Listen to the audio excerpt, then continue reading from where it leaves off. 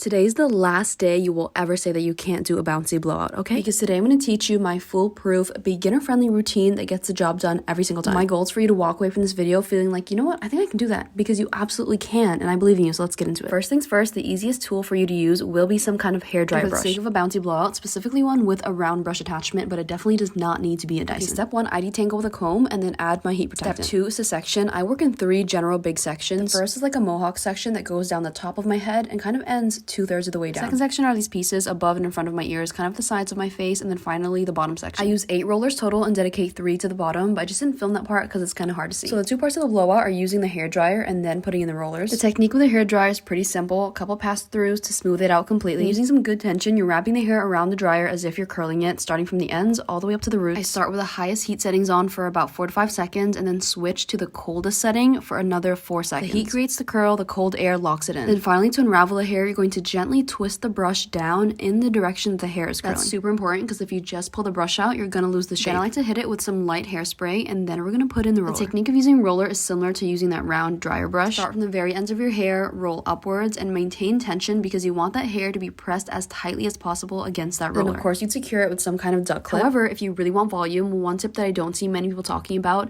is that you want to start with the hair out almost perpendicular to your head. So instead of having it straight down and rolling upwards, have it straight out like this and then roll inwards. This technique alone is going to help maximize the amount of lift and volume that you get in the root without even considering any product. So basically roll your hair horizontally, not vertically, to prevent your root from falling flat. And in terms of what size rollers to use, bigger rollers will give you that smooth kind of classic blowout look, while smaller rollers will give you some more definition, so kind of giving you like a little curl at the end of your bouncy blowout. Most of the time I go for medium-sized rollers because I like a bouncy blowout with a little bit of a curl at the end. So at this point I'm 5 out of my 8 rollers in, so I have 3 on the bottom, 1 on each side, and then this final section is going to be 3. This will obviously vary by how thick your hair is, but one tip I have is to make sure these sections are not super thick because they're responsible for so much of that volume sitting on top of your head. The thinner your sections, the easier they will dry and the better that curl will hold. So traditionally rollers go in when the hair is hot, and then when it cools down, that's how the shape of the curl sets. However, I think that when you're doing it yourself, it's easier to create the curl with the hot air, set the curl with the cold air, and then set it even further with rollers. Otherwise, you'd have to work pretty fast to make sure that the hair is still hot when the rollers go in